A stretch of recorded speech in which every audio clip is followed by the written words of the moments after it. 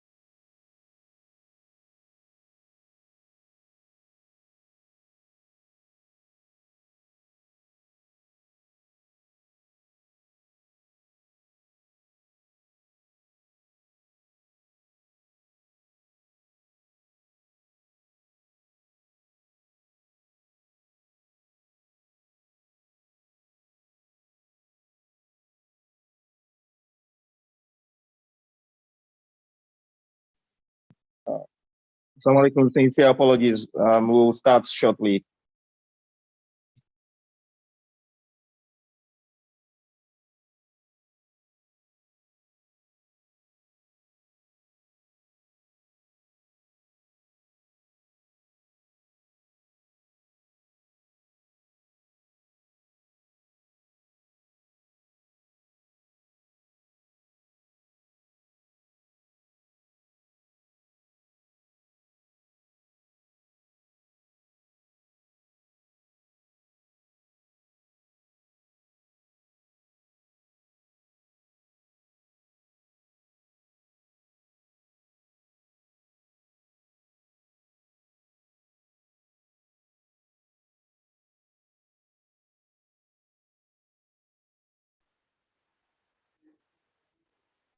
أعوذ بالله من الشيطان الرجيم. بسم الله الرحمن الرحيم. الحمد لله إله الأولين والآخرين، ثم الصلاة والسلام على أشرف المرسلين سيدنا محمد وأهله وصحابة أجمعين وتابعين لهم بإحسان إلى يوم الدين. السلام عليكم ورحمة الله وبركاته. We welcome us all to today's program, which is a Ramadan lecture, which is organized by the Lagos State University Muslim Engineering Graduate Association, LASUMEGA, in conjunction with Lagos State University College of Medicine Muslim Alumni, LMA.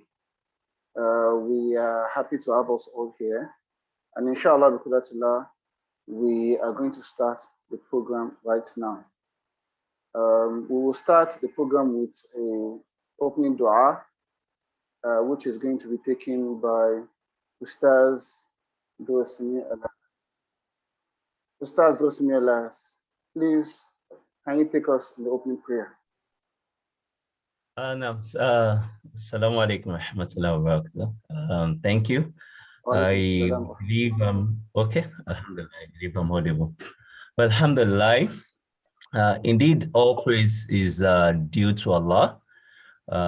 We praise Him and we seek His help and forgiveness. We seek refuge in Allah from our own souls, our own evil and our own wrongdoings. He whom Allah guides, no one can misguide, and he whom He misguides, no one can guide. May Allah make today's event a success. May it be of benefit to us. May we receive the blessing of being in this blessed gathering.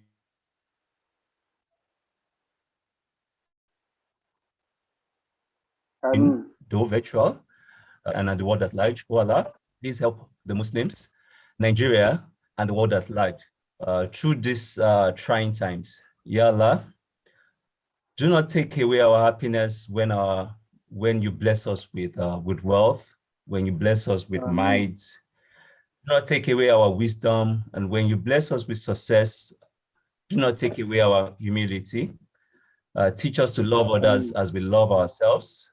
Teach us forgiveness as one of the greatest steps towards strength. Ya Allah, make Quran in this only month and outside of this month be the light of our hearts, the light of our soul, and our companion in all things. Ya Allah, accept from us our acts of worship in this holy month of Ramadan. Count us among those who will successfully maximize this month of Ramadan. And whatever things we have done that is against the dictates of the deen, Ya Allah, please forgive us those sins. A forgiveness that leaves no trace. I will conclude with one of the most beautiful dua, in the name of Allah, the most beneficent, the most merciful.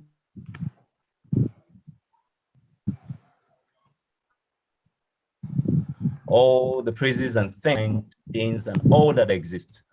The most beneficent, the most merciful, the only owner of the day of recompense. You alone we worship, and you alone we ask for help. Guide us to the straight way of those on whom you have bestowed your grace. not the way of those who end your hunger, nor of those who went astray. Amen. Thank you. Over to you. Jazakumullah khair. We thank Ustaz Dursmi Elias for that opening dua. We pray Allah accept the dua and reward our brother abundantly. Ameen. Once again, I want to welcome us all to today's program, which is a Ramadan lecture organized by the Lagos State University Muslim Engineering Graduate Association, LASUMEGA, in conjunction with the Lagos State University College of Medicine Muslim Alumni, LMA. I will be the co-moderator for today's program. My name is Abdul Wahab Egberungbe, and our moderator for today's program, Ustaz Mahmoud Abdul Fatah, is much around, and I would want to hand over to Ustaz. Ustaz Mahmoud, bismillah.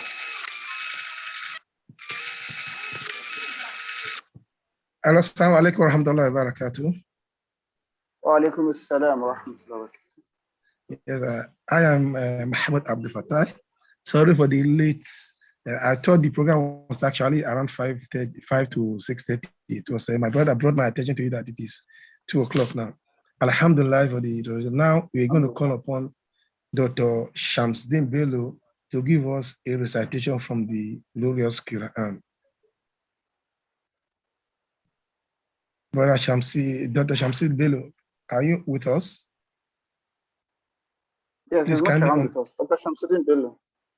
If he's around, so please kindly unmute your mic and give us a recitation from the Holy Quran.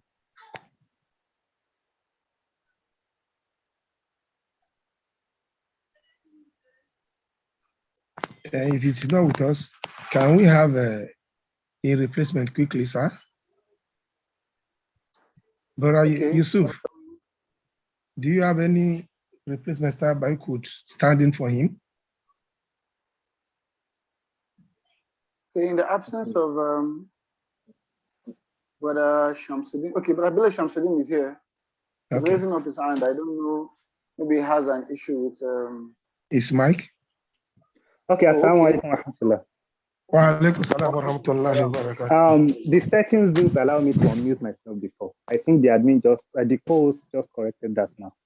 Okay. Now, inshallah, I'll be reciting from the glorious Quran, which is Surah An-Nisa, Quran chapter 4, verses 75 and 76.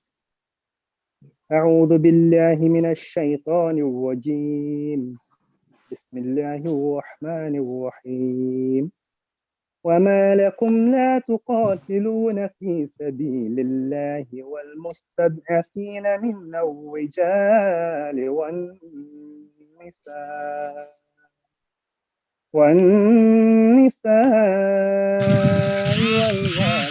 والوالدان الذين يقولون ربنا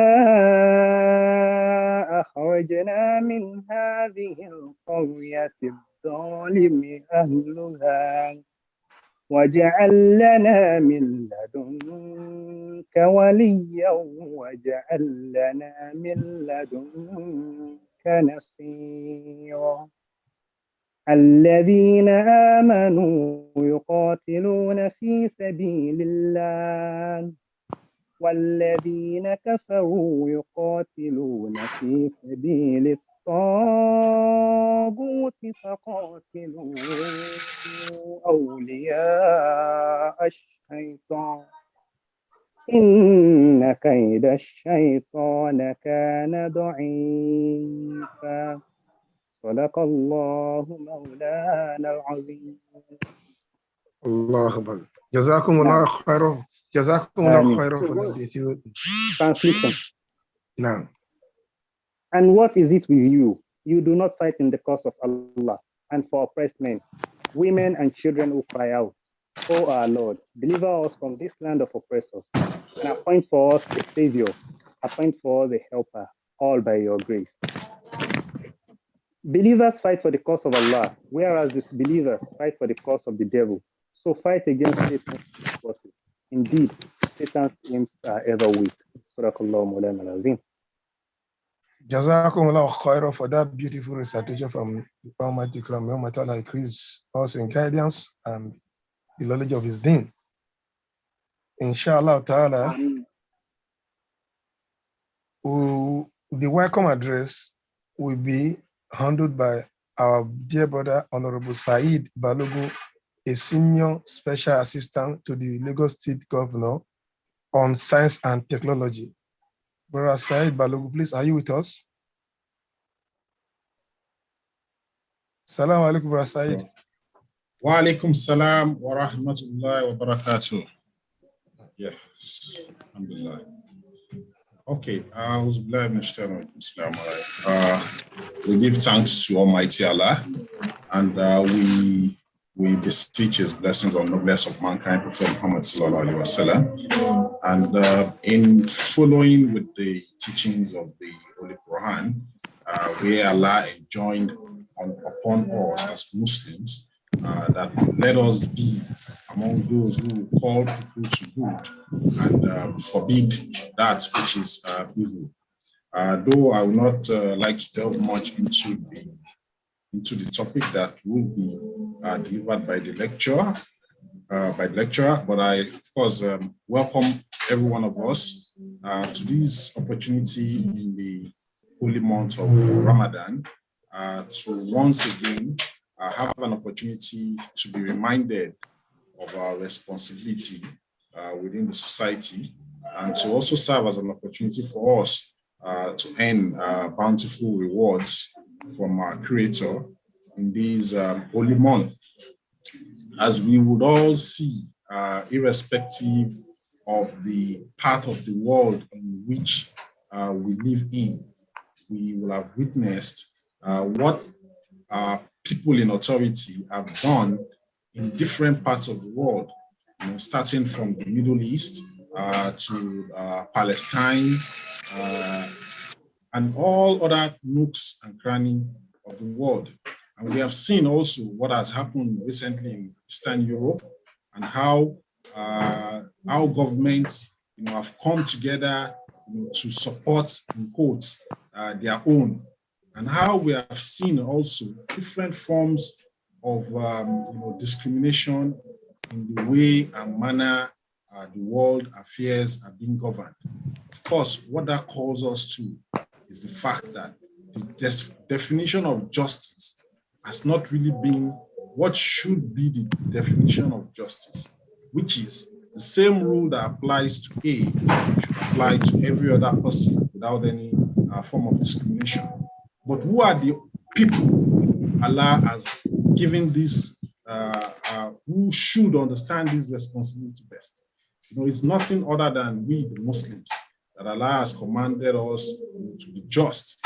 And we would most times hear this in a lot of Jumat lectures, where we are always reminded that Allah commands us to be just, to be fair, and this continuous reminders for us, calls to us that Allah is calling us to action. And Allah has also warned us, and I pray that will not be our own portion, that if you do not do that, which He has commanded us, He can bring those who will obey His own instructions onto the heart. If we have seen clear instructions from our Quran, our hadith, on our responsibilities, then I will call upon us that we should not shy away from those responsibilities, because the world is waiting for us, to deliver on our own responsibility. While as Muslims, we look forward to our Creator to accept our own acts as act of ibadah. I would not like to say much more than this, and I believe that inshallah we will get more from our lecturer. I would just implore us to be attentive and to also be positive despite all challenges, that we have the hope as Muslims, and always remember that Allah is our goal, and He has prepared for us the ultimate laws and guidance for us, that if we do follow it, we will be successful not only in the surface of this earth, but in the hereafter. Assalamu alaikum wa rahmatullahi wa barakatuh. And I once more welcome all of us and welcome our special guests, our lecturers, and all that are listening to us today, both in this Zoom platform and those watching it live on the YouTube, and perhaps those who would watch the recorded versions after this session. Assalamu alaikum wa rahmatullahi wa barakatuh. Wa alaikum assalam wa rahmatullahi wa barakatuh. Jazakumullah khairan. We thank our speaker, Honorable Saeed Balogun, the Senior Special Assistant to the Governor of Lagos State on Science and Technology, for the welcome address. We really appreciate it, and we pray Allah reward you abundantly and accept this little deed from you as an act of ibadah. Inshallah, because Allah, without wasting much of our time, I will go to the next part of the agenda, which is going to be a short interlude for us to whet our appetite towards the lecture. And I'm going to call on Ustaz Amin Abdul Qadir to give us a short interlude. Ustaz Qadir Amin.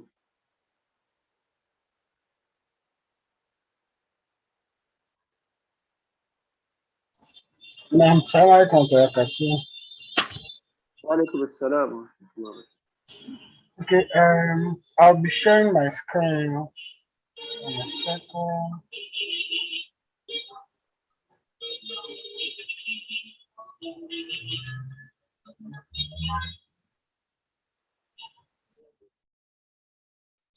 Okay, yeah, shared.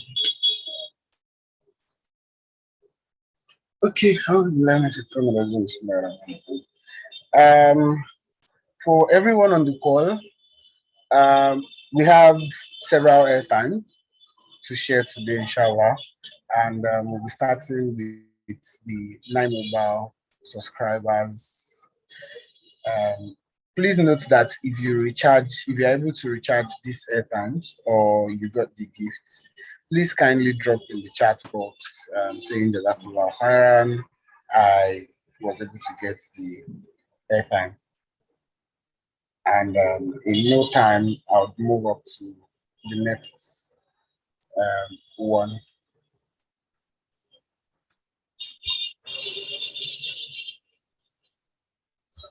Okay, we also have Glow. So for Glow users, kindly see if you can get the airtime. I'm trying to check time to see if I can put us on the time. Oh, thank you very much. The very one.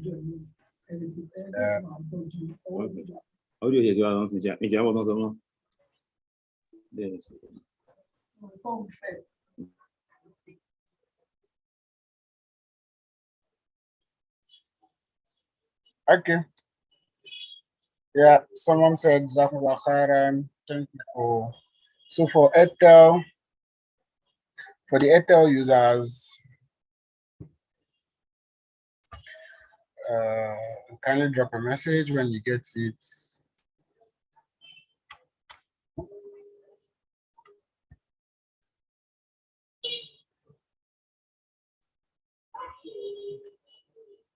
Okay, I move on. For Airtel users again, so I don't know, did anybody get the first one? This is the second Airtel users.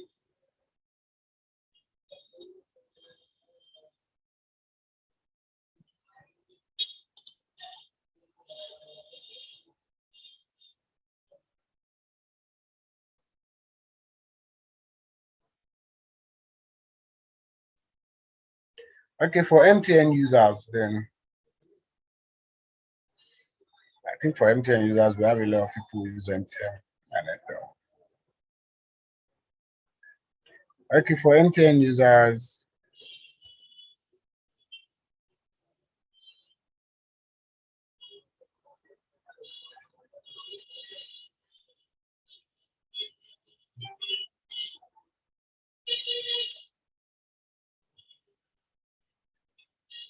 anyone, please kindly drop a message to confirm that you've recharged if you want the airtime.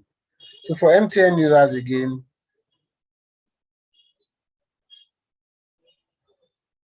I've not seen anyone in the chat box. So do I go over it once again? And now I'll really stick to 10 seconds on the screen. Oh, Zakuba Khairan, one of the Airtel was recharged. Yeah. Okay, so for MTN as well, I've displayed 2 MTN. So at this point, I'll stick to 10 seconds for each of them till the end. Zakuba Khairan for Ratoib. Okay, now 10 seconds. I started counting.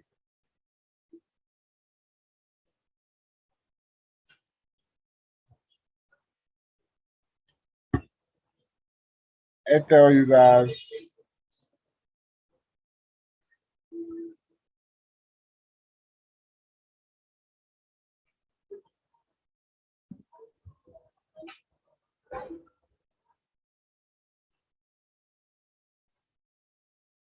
Airtel users.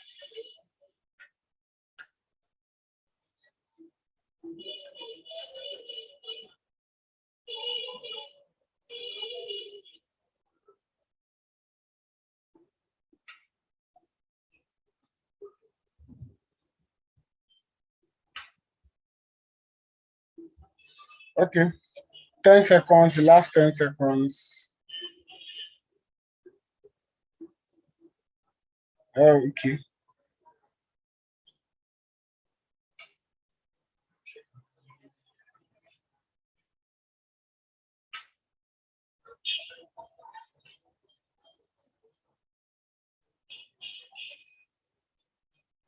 Yep, rounding up, rounding up, rounding up. Last Airtel user.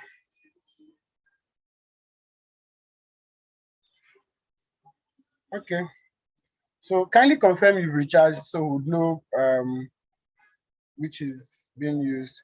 Okay, so I will be pulling down my screen. I'm going to stop sharing my screen. Okay, so thank you very much for joining me on the interlude. Zakumullah Khairan, and let's ensure we listen to the lecture and take the lessons and imbibe it in our everyday life. May Allah accept it as an act of ibadah for us. Assalamu alaikum wa rahmatullahi wa barakatuh. Wa alaikum assalam wa rahmatullahi wa barakatuh. Jazakumullah khairan. That beautiful exercise. Inshallah ta'ala, the next item on our agenda is a short interlude, 2 questions on Ramadan. Brother Yusuf, you want me to ask question, or are you the specific question you want to be asked on this? I wouldn't know, because Brother Yusuf, are you with us? Hello, Salaam alaikum. Brother Yusuf. Hello, Brother Yusuf. Are you there? Yes, the poll has been launched now, so they can all select their best choices. Okay. But I think for the host and the co-host, you might not be able to access the polls. So I think the audience, I think we just need to validate that the audience can confirm the polls, can confirm they have access to the polls. Okay. Okay, so okay. We'll just wait for them to do that for 3 minutes. Yes, okay. Exactly.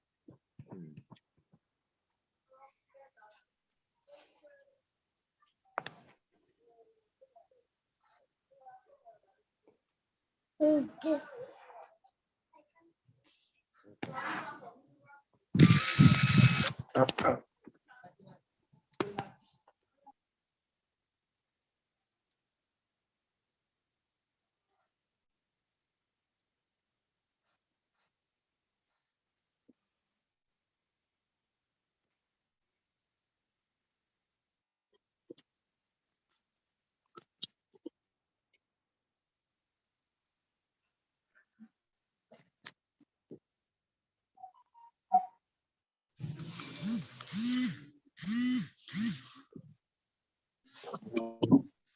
Assalamualaikum. I can see some people saying they can't find the poll. It's going to automatically launch on your screen.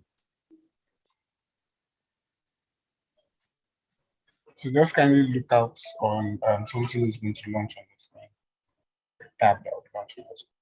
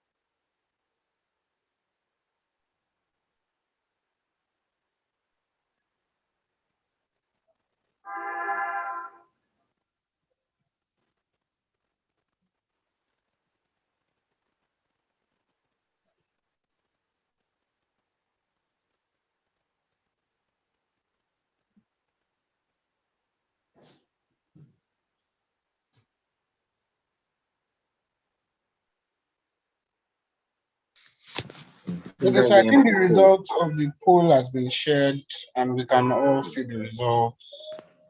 I don't know if you want us to like go over it or everyone can see it. I think that will be better because we cannot see. Okay, so question one is, who do you think is the problem of our nation? We have options: individual, politicians, religious leaders, our governments, and from people's response, we can see individuals have the highest votes. So followed by politicians, followed by our government, and the religious leaders have the last one on the poll. So individuals is the major one. So Muslims should be encouraged to join politics. Our option is yes, no, indifferent, and yes has the highest votes. No has the second Actually, no and indifferent has the same number of votes. So that says that Muslims should also join politics. What is our core responsibility as a Muslim professional? Enjoying good and forbid evil. So that's the highest. Join good and forbid evil as the highest votes, followed by leadership, followed by worship Allah.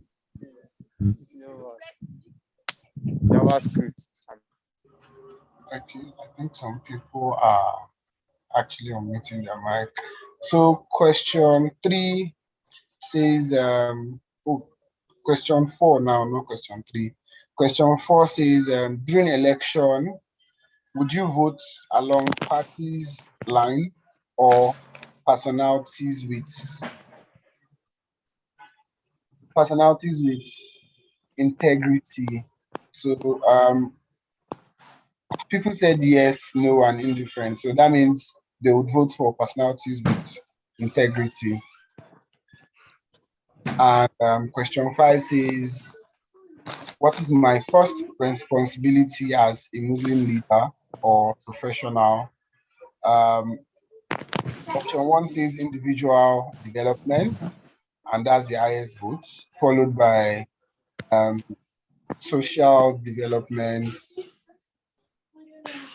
followed by family development and the national development.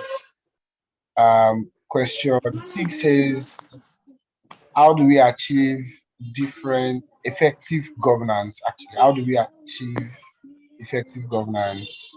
First option is individual contribution, communal contribution, electing good hands in position comes before communal contribution. Then fixing our political system is the last option. Do you think an Islamic system can help out? Almost everyone said yes. Only one person said maybe. Do you think we can achieve an Islamic system of governance? I don't know if that's in Nigeria or if everywhere is. So the highest vote is yes, it's possible. No, not possible, then maybe. If you become the president of Nigeria, what would you fix first? Power sector, security, minimum wage, oil and gas sector, database of citizens. So according to the way it's ranked, security, power sector, database, minimum wage, then oil and gas refinery 0. Do we think we can compress a feel of Islamic system into our present system?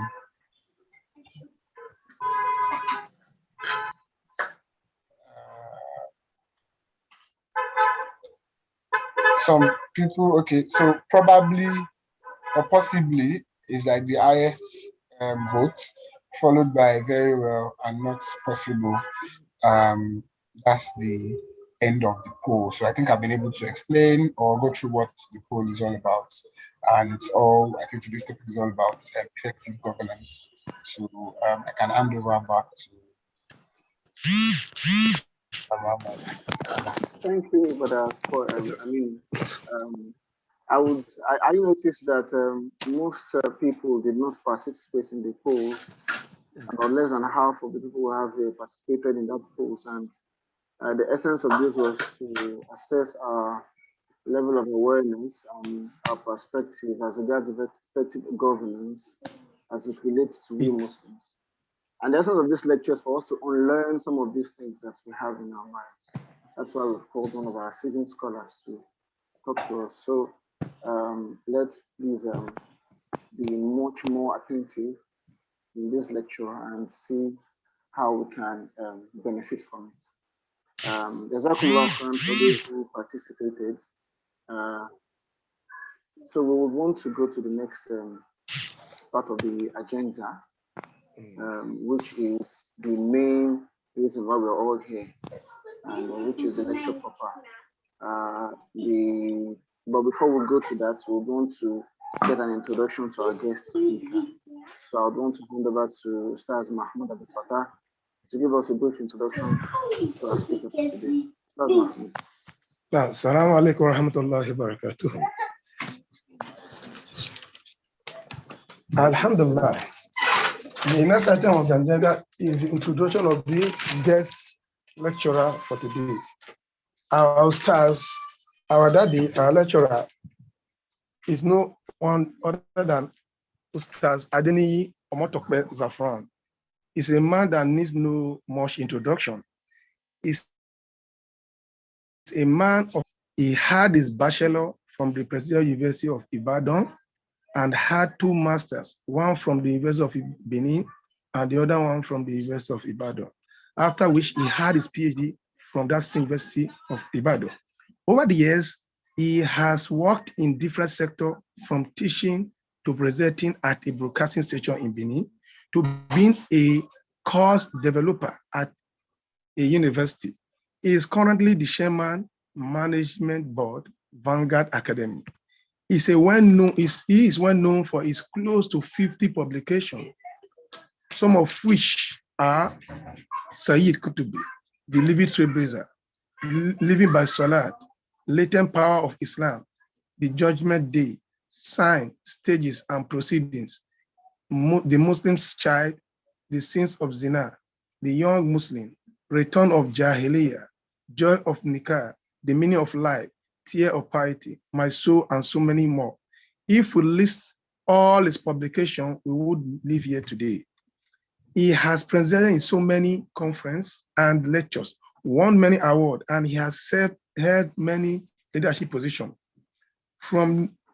You could see, obviously, from the ongoing heavy CV, his hobby could easily be discerned as ranging from reading, writing, teaching, lecturing, public speaking, swimming, reflection, siesta, logistics, and traveling.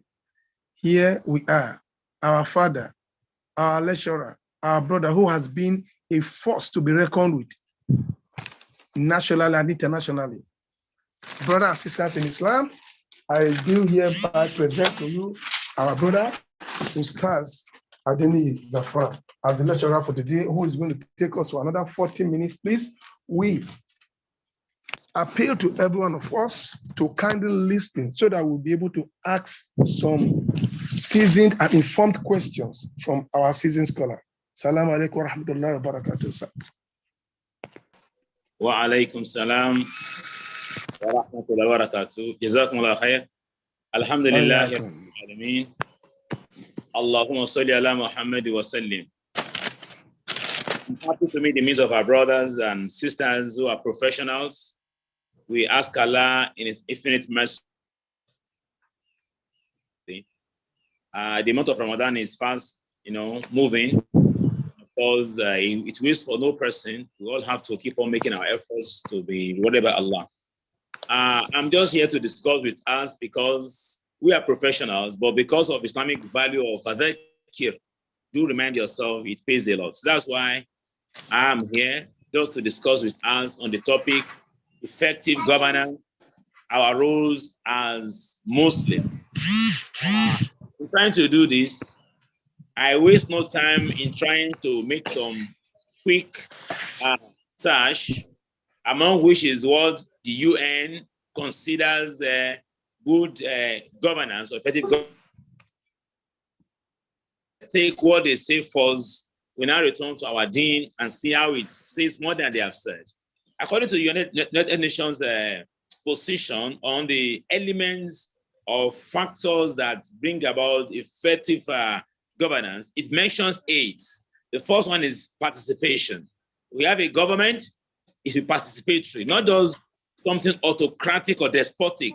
One person or a group of people, either religiously or tribal angle, just dominating others. So it has to enlist everyone to be a participant. Second is rule of law. All of us know that that law that are made must be respected, must be followed by all. And it must not respect anybody, either the leader, the follower, all of them must be within the habit of the law, not that some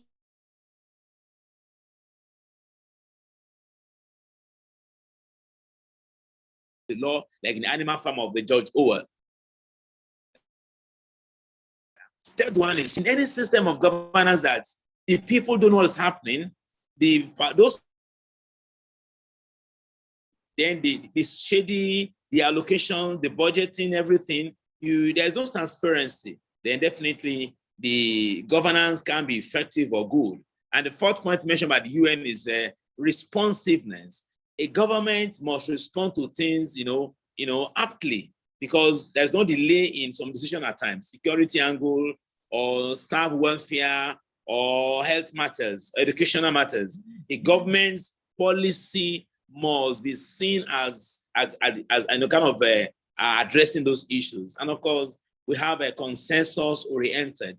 That's talking of there's a kind of people must have agreeable point of operation, not just some people just determining how things should be done. There must be a level, we can't all agree on one thing, but there must be a level of concordance, or kind of that everybody come together and we agree on that. And of course, we have equity and inclusiveness. Like in Nigeria, for example, we have over 250 tribes or whatever. So Islam does not support that because you are the major tribes, you are Yoruba, you are Hausa, you are categorized.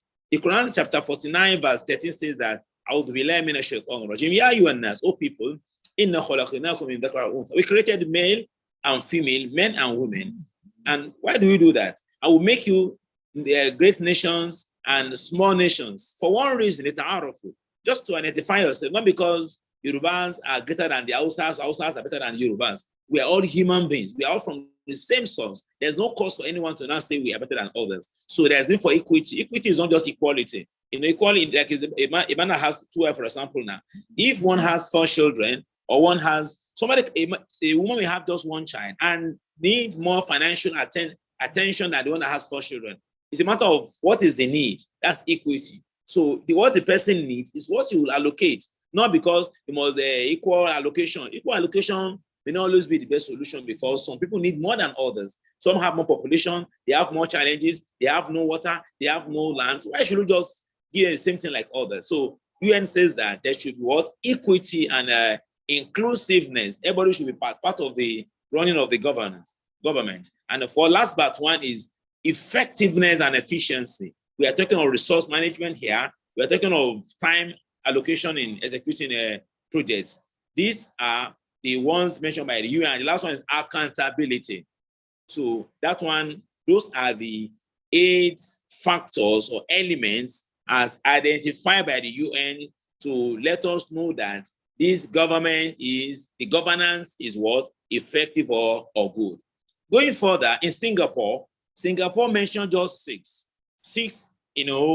principles for their own effective governance. The first one they mentioned in Singapore is meritocracy. Meritocracy, that is not about somebody is a Yoruba Hausa, is who can do the job better. Who can do it better is what matters. And that's the principle of Islam too. The best to be asked to lead. Morons don't lead people. Mediocres don't lead. Is merit, not tribe, not ethnicity, not what do you call it again? Not this because from my tribe and things like that. So second point they mentioned in Singapore is racial and religious harmony. Yes, it's a last creation that we don't belong to one religion, we don't belong to one tribe. It's for the good of humanity too. So when that exists, a good governance should be able to ensure that all religions, all tribes are all catered and cared for. And the third principle in Singapore is a clean government. A government that is clean, it's not dirty. It's not dirty in terms of the way they spend our money, the way they treat the policy, the way they treat everything about the government is clean. There's no something shady about it. That's one element you see in a good governance. And of course, second to the last is inclusiveness, as we mentioned earlier in UN 2. And of course, last one is a care for the environment. So in this case now, they talk of the environment. It's from the home to the outside, the trees, the streets, the weather, everything, no pollution, everything have to do with environment. So whether within or without, those are the principles in Singapore they see as points to note in a good governance. Now, looking at other opinions by scholars, by sociologists and the likes, and management experts, they further mention others, and I put them as in general. One, they say that a good governance or effective governance, one, must be respectful of conflicts of ideas. So they should expect that we can't think the same way, because Allah himself does not create us to think the same way. If all of us think the same way, we will not progress. So some people will think different to the right, some to the left, some to the right. So that is when a leader will now come, they will now look at all the issues, they will balance it. They will ask which one is most beneficial or useful to us. They will not pick that very one. So the leadership that accommodates conflict of ideas and resolve with the best for the nation is a good word, effective governance. And the second one there is that focus. A government that is effective or governance that is effective should have where they are going. Education-wise, economic-wise, technological-wise, all these things, they must have this where we are going. And they must have drawn the plan. There must be a roadmap which they are following. Not as someone just travel to Dubai, he comes back today, Nigeria, we are going to start a new project. No, so we just have a focus on where we are going. And the third one there is that I think they should share the slides. Then the third one is integrated as synergistic.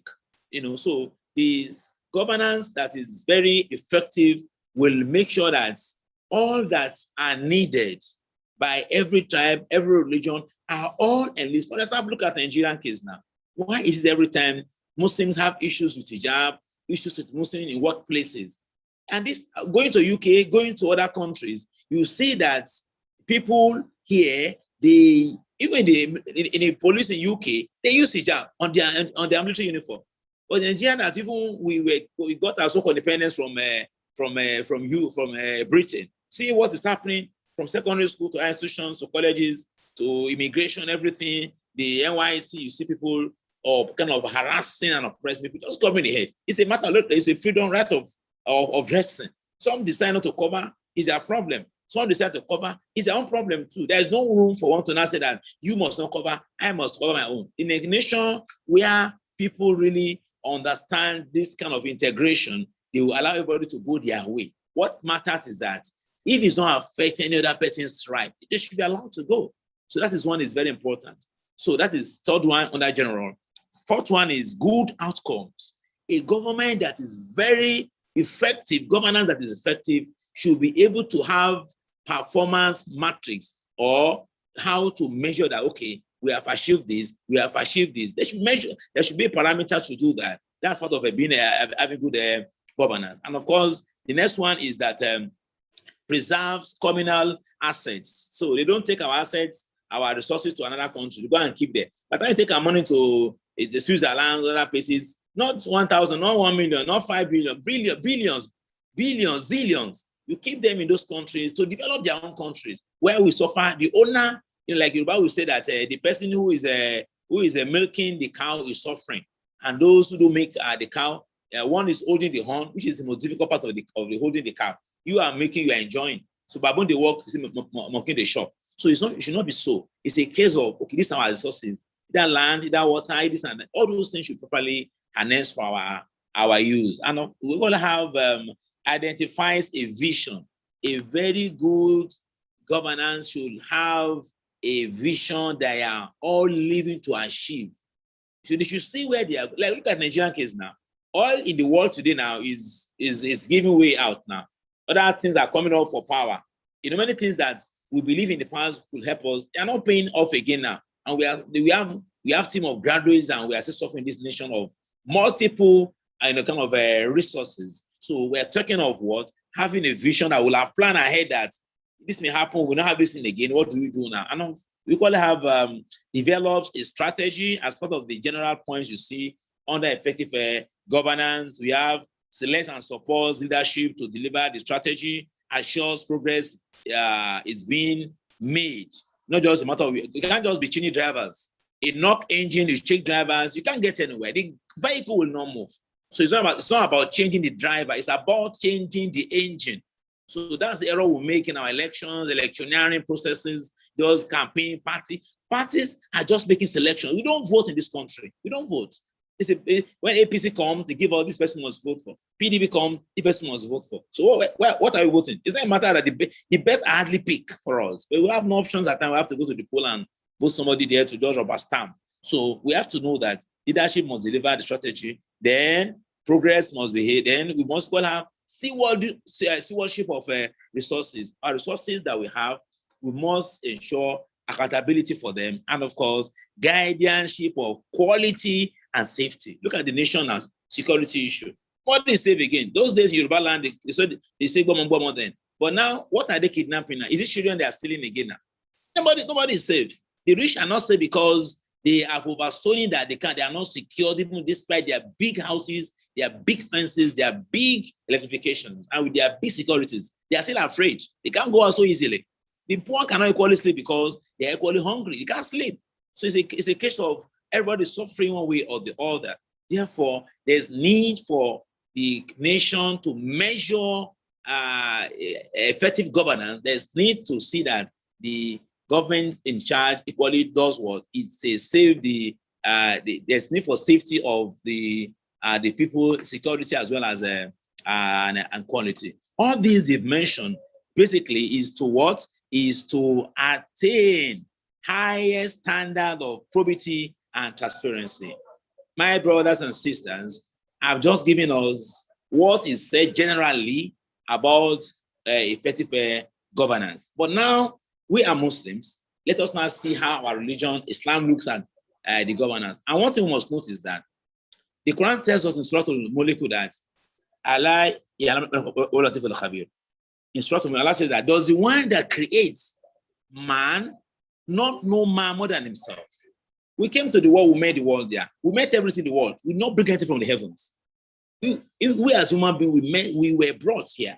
We were not here before. So the person that owns the world should know more than us. Like a child can't say he knows more than his mother. He was in the womb before. He was not in this very world. He never knew this world existed.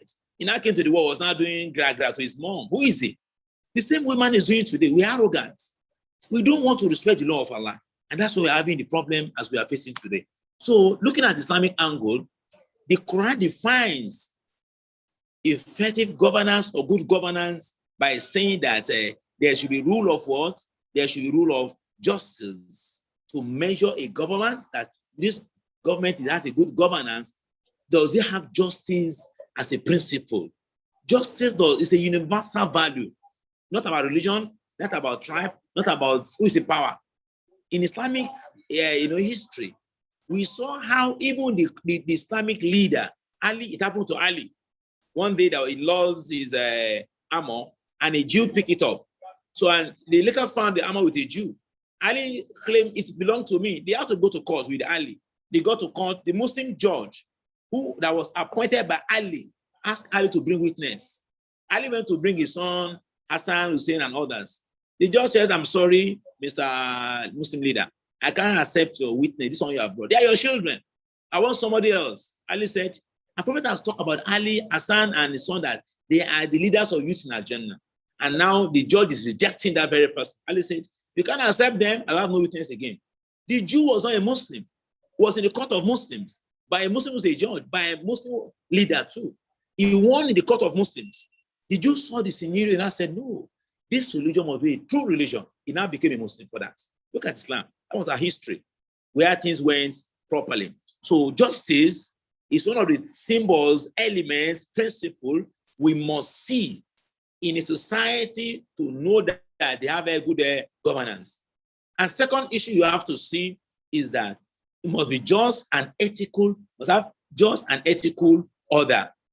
You know, these days, what is justice when it comes to legislations, capital punishments, accountability, transparency? What happens today is that when an ordinary man steals a wristwatch or mobile phone, they take them to prison for years. Now look at what happened to Daria. Now I've just been pardoned now. It was given 12 years, just spent 2 years. You know, somebody stole billions, he stole billions. Where's the justice? This is what Islam. Islam will never allow that. Some should have even died if you have forgotten them. Now talking about what is pardon? When people commit crime, there's no pardon for crime. When you pardon crime, it will give birth to more crime. You don't pardon criminals because the act is singular act has affected many things. So that is one. Islamic political setting is hard justice, ethical order, and of course, ethical order is talking about the character, akhlaqiyat, behavioral pattern of the leadership, and of course, observance of rights and obligations in a society. In Quran chapter 22, verse 42, Allah says, "Alladhina immakanahum fil ardi." Allah said those that when we establish them in the land, we put them in power. They do 4 things. The first one is that they ensure everybody serves Allah. It's a sign of good governance. A country where people don't serve Allah, they are serving devil, they are serving shaitan, they are serving idols. That country is in trouble. Second is that zakah, they must give zakat. Zakat is compulsory because some people with the way Allah designed, they may not be rich. Some have this. Somebody has a house over 100 rooms in just a single house. Somebody having in his personal compound 40 latest cars, not just cars of just 10, 6 million, 20, 30 million. Somebody has house in Paris, house in France, house in California, house in Russia, house in across the whole world, across the world. And the nature of man is that even a single house, a single room, you can't occupy a single room. Even in your room, you have your bed. You can't occupy the whole bed. You only sleep on it. That's why we die. How did they bury us? They just did the grave, put it one side. That's our real home. That's the real bed, not the bed we sleep on in our rooms. But here we are. Materialism is making us blind about all this reality. So the Quran says that they establish worship, they establish zakat. When they share zakat, it will alleviate poverty. And third one is that they command that everybody must do the right thing. No matter, they won't allow people doing evil. And last one is what? They forbid their evil. That's Islamic definition of good governance. Going to the Quran chapter 5 verse 8 also, Allah says, "Oh, you who believe, you stand as witness to Allah for justice and fairness." Look at Islam. Look at something that happened during Umar's time. That's good governance. A woman, Kibutiya, a tribe in Egypt, she had a house. When Muslim then, under Amr ibn As, they wanted to expand the mosque. They now said, okay, they approached the woman, "Oh woman, she was not a Muslim. Please, this place we want to extend our mosque. So we'll give you money, we'll give you double money, triple money." He said, "No, I'm not giving you." She refused. And the governor just power to just demolish the house. The woman did not argue with them. She went to Medina to go and meet Umar. She told him what happened. Umar sent back that they should rebuild her house back for her. Even when Muslims were in power, this is governance. They protect the right of even non-Muslims. But today, because Muslims themselves are not showing the true Islam, that's why we are suffering the world today. And my dear brothers and sisters in Islam, Islam and good governance seeks to develop a political philosophy based on ihsan. Ihsan is everything good. Ihsan has to do with the environment. You don't destroy the environment. You don't destroy water space. You don't destroy the air space. You don't destroy your neighbor's space. You don't destroy your sole individual space. You don't destroy the matrimonial space. You don't harm anybody. You don't harm animal. You don't harm even insects. If you must kill insect, you kill once and for all. Not you kill to punish. That's Islam for us. So Islam is talking about ihsan to everything. And that ihsan means that it emphasizes love over law. That look at a place like Lagos, for example. Now, the last time we know they want to break the road or the road safety. They want to some road that are just how do you call it, one way or two ways that you have in Lagos. They will not tell you don't pass there. They will allow you to pass. When you not pass, they come and arrest you. That is law. But love is that they want to be arrested. "Oh, Mr. Man, sorry, gentleman. So please, this is one way." They will put signboard. They will put the signage there. They will guide you. That is standard. So Islam is talking of love. Love is from the heart. It's what we need, not the law. It's when people now break love that will now have to apply the law. And secondly, Islam emphasizes process over structure. How do we get there? Not how should it be. Islam talks about very one too. And lastly, self-annihilation, fana, over self-identity or self-assertion. Islam wants you to be a servant to the people, not I, we. People look at politicians today, they will come and tell us to do project. Which project are they doing? Is it their money? It's very funny. A project, just commission his factory, just commission, even the commission road in Nigeria. Can you imagine the commission road, Nigeria road? Now they will pay taxes for it, the commission road, the commission water, the commission, one even commission generator, one commission goods. Can you imagine this country we are living?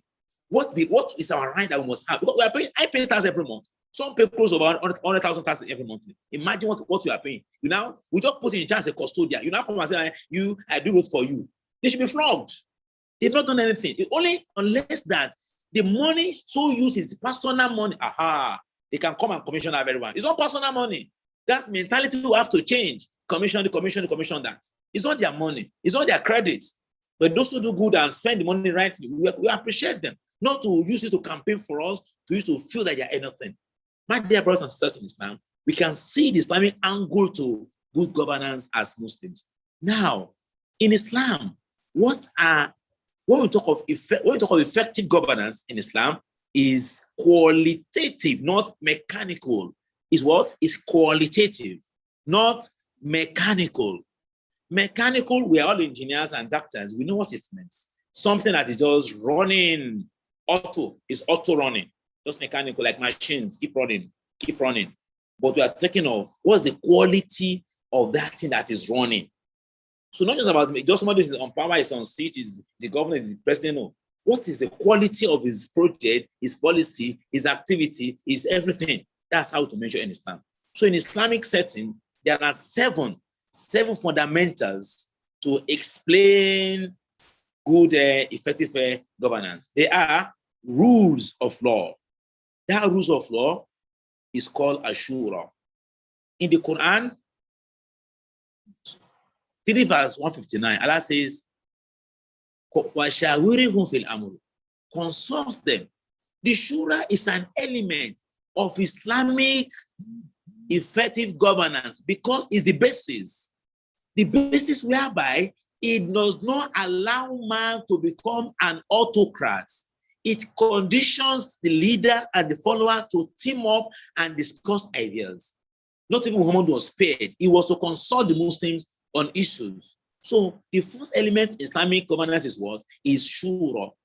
It's not about somebody just imagining bribing. Look at what happens today. Every stage of electioneering is bribing. That's the simple truth. From what to the local government, to the state, to the, we are going to see some what do they call it are coming in this month now. You see money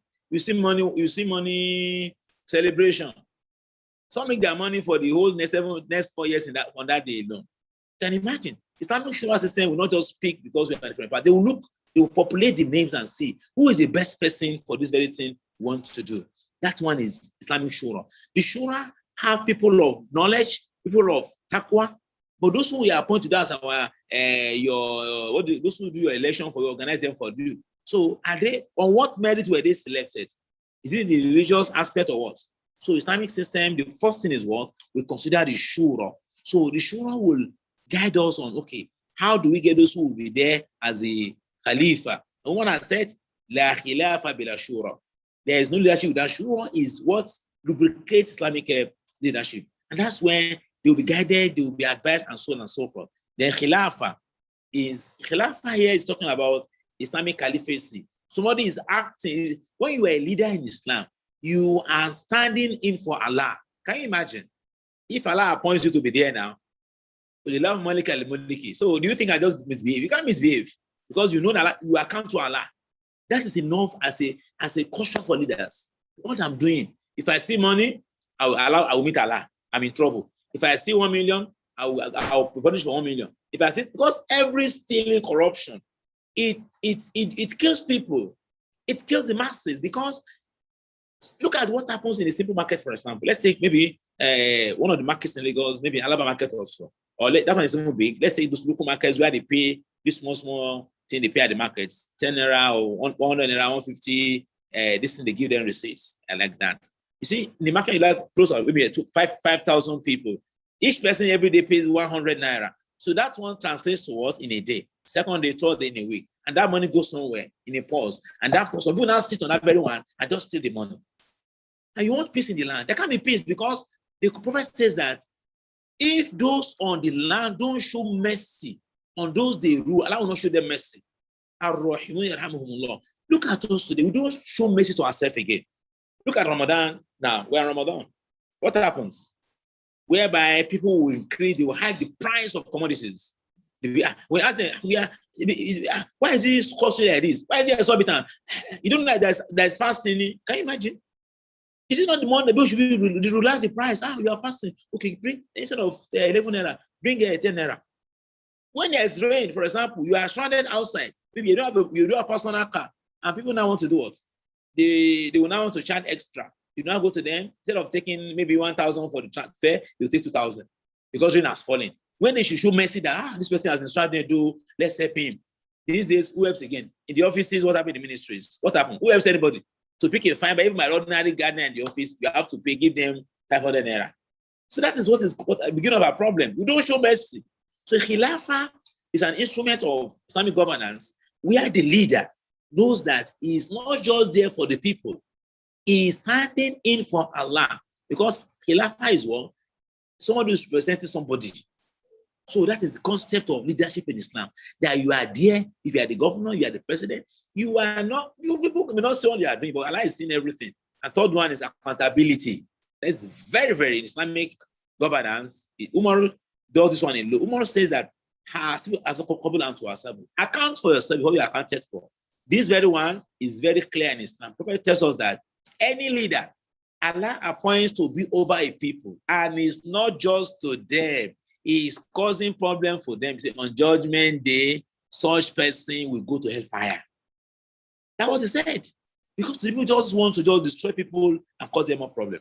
So, my dear brothers and sisters in Islam, for some of us who are in government, one way or the other, you may not be able to change everything, but your morality should make you to be thinking that, what can I do? How can I not involve in the problem? You see, and we have transparency. Transparency international, transparency this is hypocritical. People are just singing it. It's a pedantic music, They don't really mean it. They don't mean it because the person so shouting it is who himself corrupt. We have seen many cases. Those who want to present the youth, they themselves they are stealing. So who is the fully who? It's an animal farm situation. We have only prayer to assist, and justice, of course, is a basic value in governance. Look at the hadith of the Prophet where he said that, so Yawm al-Qiyamah, 7 people will be under the shade of Allah. Allah will, that day, Prophet tells us that the sun will be so close to man that people will sweat and will not wear clothes. He said, you shall not so profile. People are going to be naked that very day. And that day, he says, 7 people, Allah will show them mercy. They will not be tortured. They will not suffer the heat. When he was to mention the 7 people, he mentioned Imamun Adilun, a just leader. Can you imagine? So justice in Islam is something very, very great. That God is Allah's own power.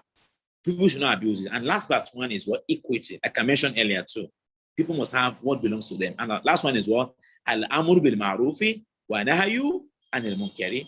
This one is everybody's duty to keep on commanding good and forbidding evil. It's a duty that we must never be tired of. Let them do what they like. No, because they do what they like, it will affect you too. Now, insecurity, kidnapping, is that affecting rich people alone? Who is free?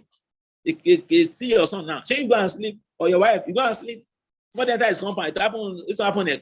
They enter his compound. They just enter the compound or cross him in the front and say, your wife get down, son get down, yeah, follow us. Millions before they could get the person down. So you can see that when we don't command good, the evil will not spread over everybody. I haven't said all this, my brothers and sisters in Islam. We have now seen that Islam is very clear on how to go about this issue of good governance. Now, there are some things I want to mention quickly before I mention our rules. Before our rules, in the history of Islam, there was a time when Ali bin Abi Talib, one of the Muslims approached him. Now, let me take it as it is here. In Quran chapter 3, verse 110, Allah says, Kuntu khayra ummatin ukhrijat linnas. Allah says, you are the best community. Look, Allah says the best, you are the most excellent. You are the one that, you are the most qualified people. We are brought for people. I'm not talking to the Muslims. We have the Quran, we have our legacy, we have our history, we have our spiritual power. You see, that is one. So when we talk about good governance, we can only seek it in Islam. Second is, Adinu nasiha. Religion is admonition. And I said, liman, who are we to advise? Lillahi, you follow the law of Allah. Wali kitabihi, you must use the Quran to guide your life. While the Muslim leaders must be advised. Wa amatihim. So in Islam, leaders must not be left alone. We must talk to them. Prophet said that the greatest jihad is kalimatul haq in the sultan jahib. The strongest person is the one that talks to the tyrant leader. He goes to him and says, you are doing something wrong, and corrects him. That's a strong Muslim. That's the nasiha. We have to, that is part of Islamic values. Besides that very one also, we call it have in Islam. Prophet was asking one day that when will the world end? He was asked that day. He said, when people misplace power, wrong persons were selected to lead the people. He said, last day has come. So in Islam, leadership is what? It's a trust. And the point is that you are all shepherds. Prophet said, kullukum ra'i wa kullukum mas'ulu an ra'iyat. You are all shepherds and you shall all account for whatever you do. So if you're a president, I pity them a lot. They're in trouble. They're in serious trouble because they can't escape. You have to account for all the states, all the local governments, all the other areas, everything, that land, all human beings there. Those that die on the road, those that die in the plane crash, those that die by ship, all completely, you have to account for all of them. That is what the hadith is trying to say. If you're a counselor, you account for everything under you. If you're a local government chairman, you will not be free. You have to account for everything. Is it not enough to make us be afraid and not to be corrupt? And of course, in Islam, we pray in the mosque, but we don't learn the lesson of the mosque. Just enter, pray, and go out. No.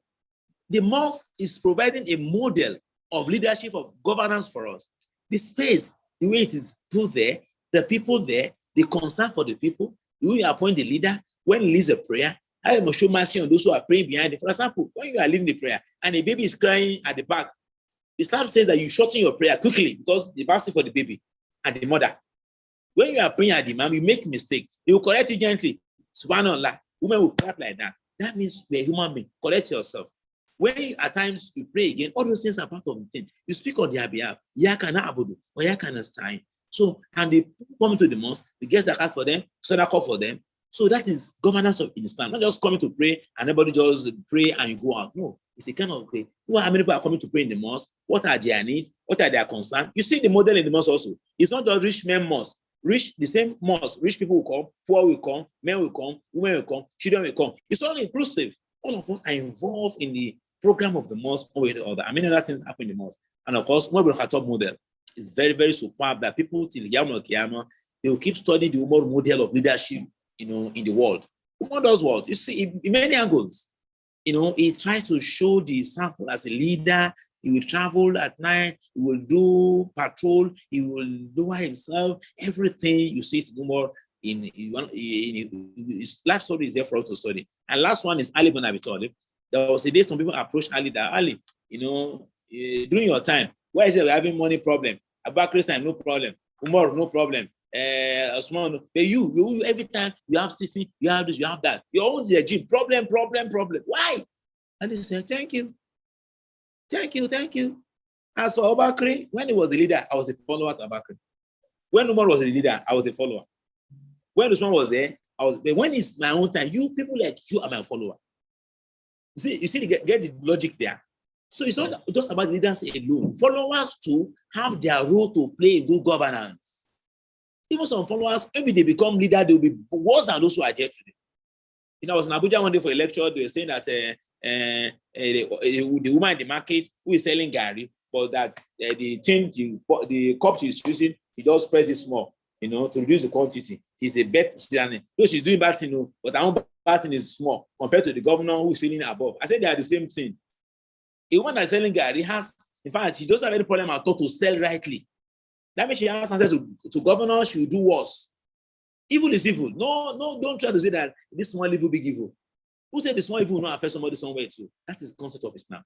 In conclusion, my brothers and sisters in Islam, what our roles with all this we have said. Number one is that with all we have said, we see that they are very noble, they are very nice. Where are those things today? The first thing we need to do as professionals is that education, enlightenment. we have to pursue conviction and comparatives. Conviction is that Muslims don't even know these things. We must create a platform to enlighten them, as we are doing now.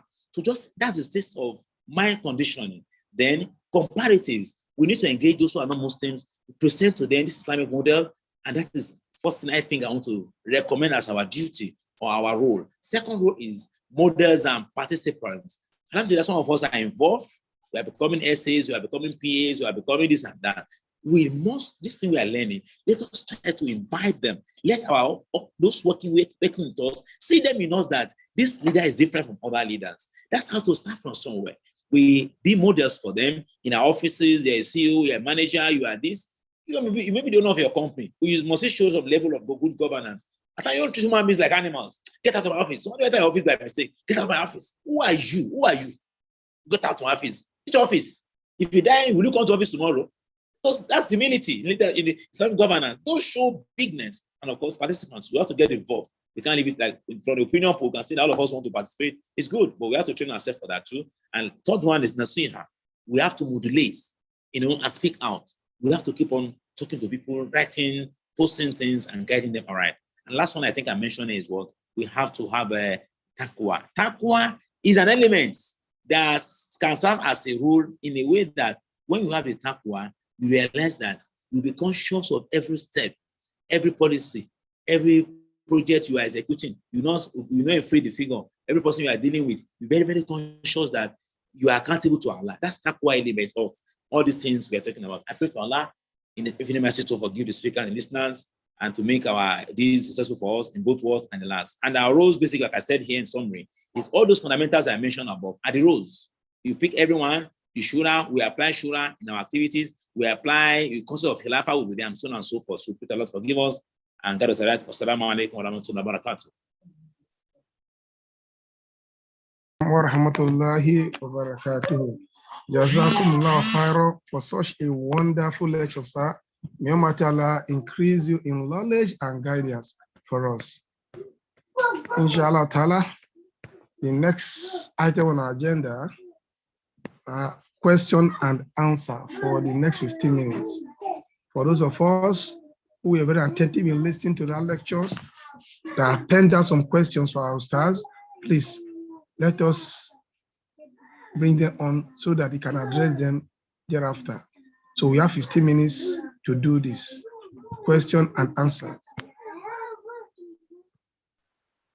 So if you have a question, you can signify by the show of raise of hand on the Zoom platform, or you can just type your questions into the chat box, which will be recited to lecture.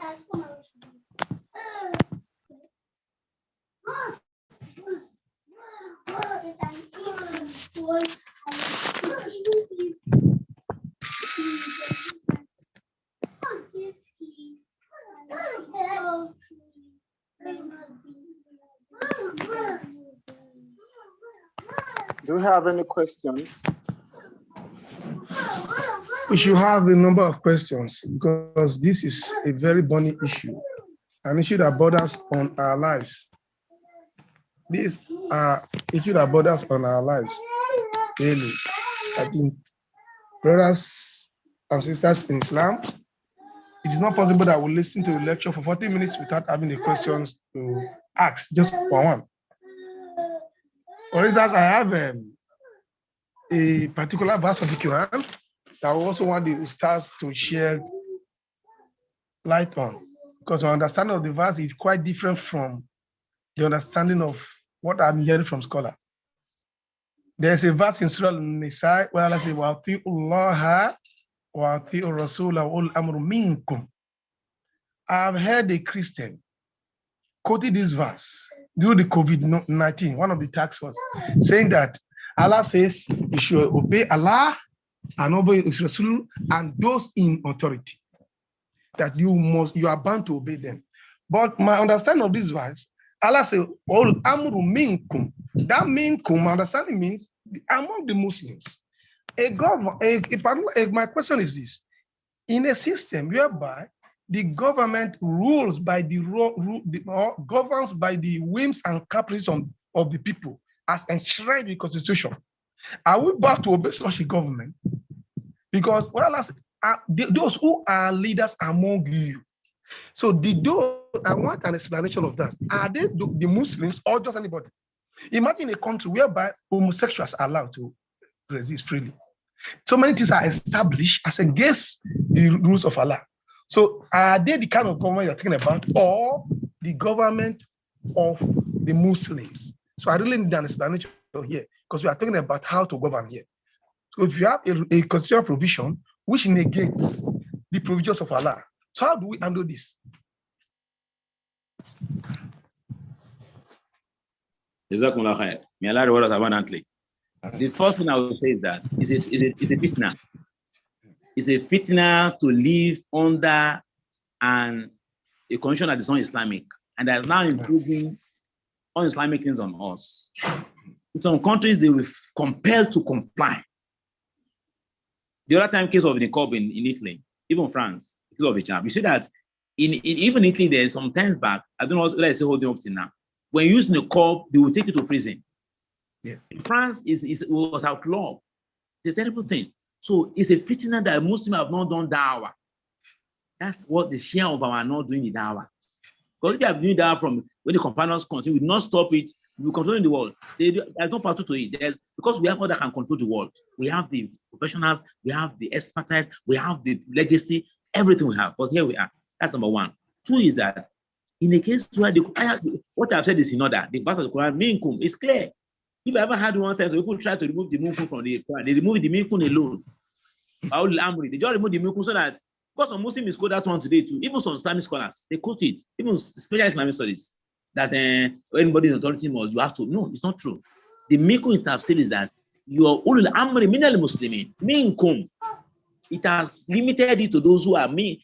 Mim has different meaning. So that is one. That means as small, those two-letter words, what is solving that very bad is a big thing.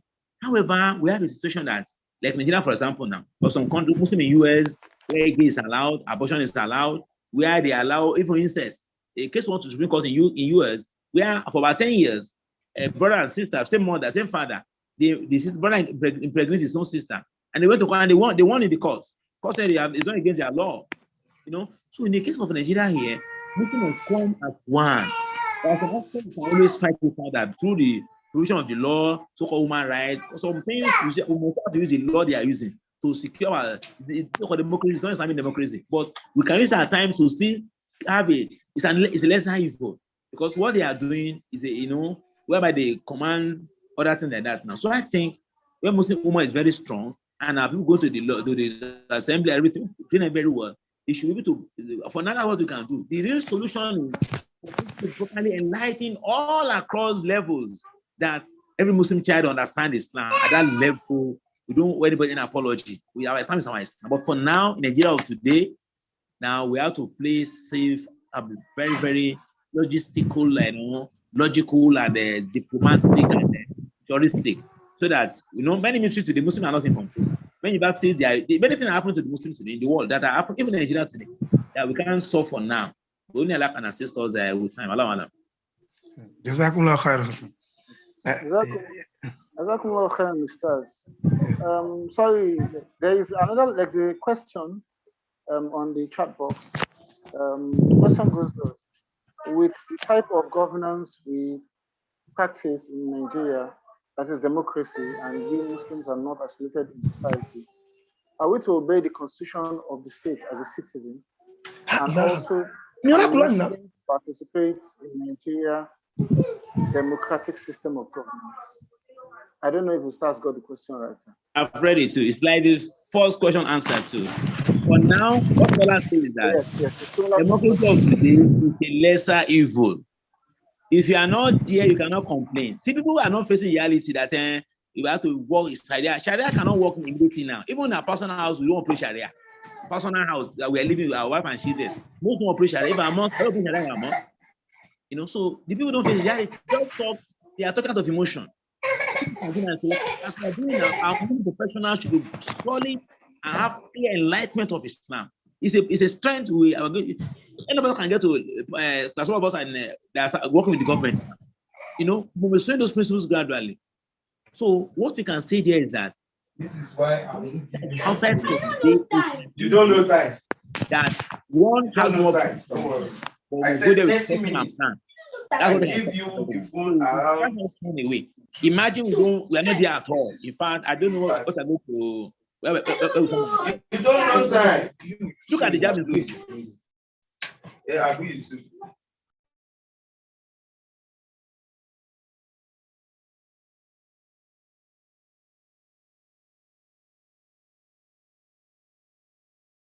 Try to be there, Muslim, this one, Suleiman, this one, Abdullah. The woman said publicly that, how did they get to this office?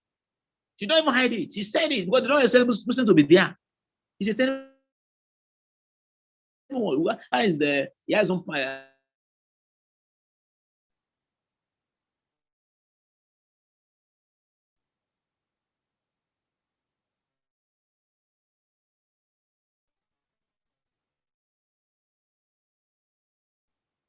If I'm faced with voting for Muslims on God, competent, then what do you know? What is it? So this is a very a Muslim is on job on Muslim. We will extray votes. Like what happened to be sent to the house, and they say that the Islam doesn't allow women to be involved. Now, you know, it's a very tough discussion. So I think scholar will look our scholar about the individual. It's a sure aspect now. The fatwa has to come, not just individual deciding for themselves. When we have such situations that Muslims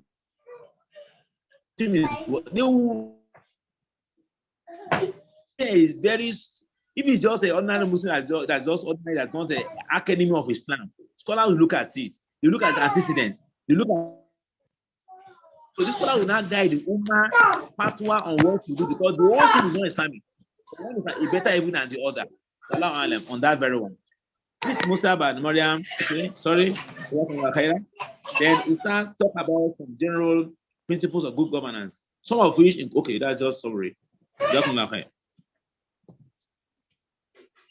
last question.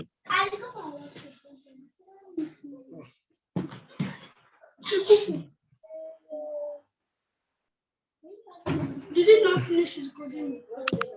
Jazakumullah khairan for the answers I was giving to the questions. Do we have any other questions from the participants? Any other questions? Yes, I will want to ask Ustaz this question. Though it may not be directly related to this topic. Now, you know, there's a verse in the Quran, in Surah Maida, where Allah says that lawful to you is the food and the food of the halal kitab. The righteous women from the Muslim and the righteous women for those who receive the book before you. Now, our present day is Muslims. I interpreted this to mean the present Christians we are having. Whereas my own understanding of this is not. Because why I believe they are not this one, Allah says in the Quran that لَقَدْ كَفَرُ الَّذِينَ قَالُوا إِنَّ اللَّهَ هُوَ said Jesus is God is a kafir. In other words, Allah said, "Laqad kafara allazina qalu inna Allaha salisu salasa." Whosoever says Allah is one of the three is a kafir. Now we know that these people, majority of them, believe in this Trinity we are talking about, Him as a divinity. So, somebody who called me God, can we regard him as just that you can marry? Why you practice religion in your house? So it's a little bit confusing to me. Assistance. You know, actually, the issue of Christian no pretend or the Al-Kitab, they have always been there. It's not new. It's only changing the gravity or the depth of how they take it is what is just changing. Trinity has been there. All those things have been there. But has alluded to them before now. But scholars try to look at the whole things in totality. Yes, Quran says you can marry them, can eat their food, and so, but they try to categorize different categories. Some their level of whatever is not anything at all. For a Muslim to understand what he's doing, you know, Quran is clear on some issues. Even there's some Muslims may not even want to eat their food. How much more is not even Muslim? You know, there's an hadith in the Surah Al-Layl by Ibn Kathir that لا يأكل طعامك إلا تقيا. Look at that. Only those who feel allowed to use your food, even your own food. So I think it's a matter of enlightenment and understanding. To purify, because nothing people how to tenzi. They will be allowed, but when you look at it's one of to purify his faith, will be very careful of some things that happen around or some people that what they do. There's almost even the issue of marrying them. Reality has shown this, even this country, you have great people in Nigeria that did it, and today all they are going to church. Because it doesn't always pay Muslims. Look at most of our leaders today, our governors, their wives are not Muslims. When the Muslim wife, they can't, what their wives are doing are so massive that the husband is like they are the one controlling their husband. But Muslim, when they marry, when the own wife, Allah doesn't even allow them to marry them. So to turn about 6. So it's very unfortunate. So I think as Muslim, Islam is if you talk of marriage, I have enough sisters. What was our problem? We law. I can't get sisters. It's food. I used to do that. Girls waiting their food. I think to serve our faith, we avoid those things. That's the better option that we have. Scholars, today, who just talk out of context at times. We look at what category of people, what kind of people are they? Just talk out of context at times. Oh, yeah, thank you. Do you still have any other question? I think the time for question has allowed to call on them. Our brother, Engineer Jawadu is not available, so we are going to currently call on Engineer Abari Abdurrashid, LASUMEGA Strategy Secretary, to do the vote of hello. Alhamdulillah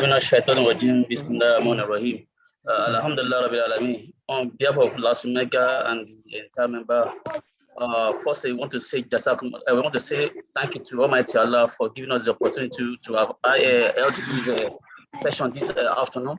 So much to accept it out of Ibadah, and also we say Jazakumullah to our lecturer for delivering an amazing lecture and an insight to what is happening in our politics today. We pray to reward him and have mercy upon not every one of us. We also thank every one of us for taking time out to attend this session. We pray to Allah accept it from every one of us.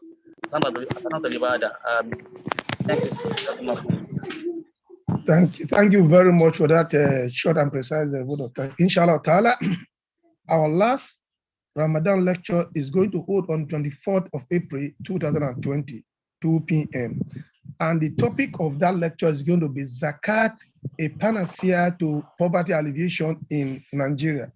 And the guest lecturer is going to be none than Ustaz Jamil Tirmizi, Imam Zakat and the Sadakat Foundation.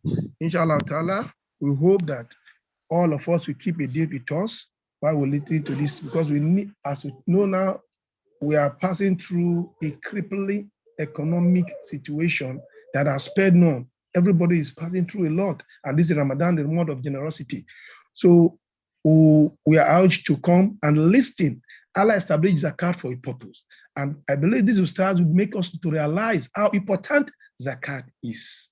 Many of us, even though our wealth are zakatable, if that word is permissible for me to use, is zakatable, we do not take zakat. Allah says in the Quran,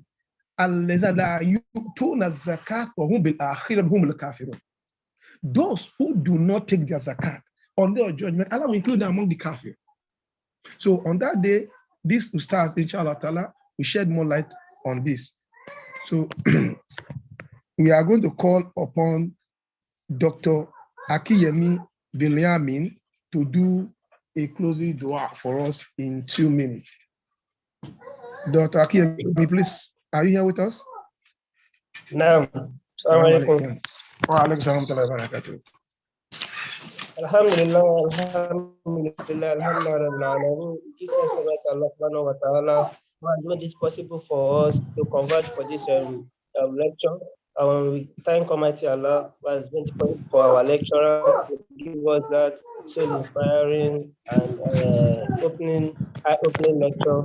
We pray to Almighty Allah to increase him in knowledge, wisdom, and understanding. And we pray to Almighty Allah to make what we have heard and hujah for us and not against us. We pray to Almighty Allah subhanahu wa ta'ala to ease the suffering on the land, because everybody is feeling the heat of the present day economy and insecurity. And we pray to Almighty Allah to help us to continue to protect us, protect our family, protect our loved ones. And we pray to Almighty Allah to bring peace to the land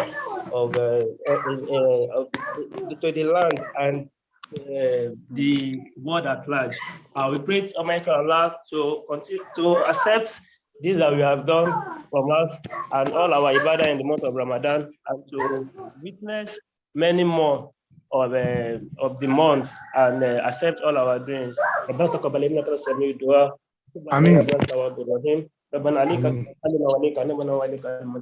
ربنا لا تزغ قلوبنا بعد إذ هديتنا وهب لنا من لدنك رحمة إنك أنت الوهاب ربنا آتنا في الدنيا حسنة وفي الآخرة حسنة وقنا عذاب النار. الفاتحة. بسم الله الرحمن الرحيم. الحمد لله رب العالمين الرحمن الرحيم مالك يوم الدين إياك نعبد وإياك نستعين اهدنا الصراط المستقيم صراط الذين أنعمت عليهم غير المغضوب عليهم ولا الضالين. جزاكم الله خيرا كثيرا. يوم ترى الوادي abundantly. Ustaz Rilwan, Badamasi, and Dr. Sakina Shitu, they are the reporters. We have you, please.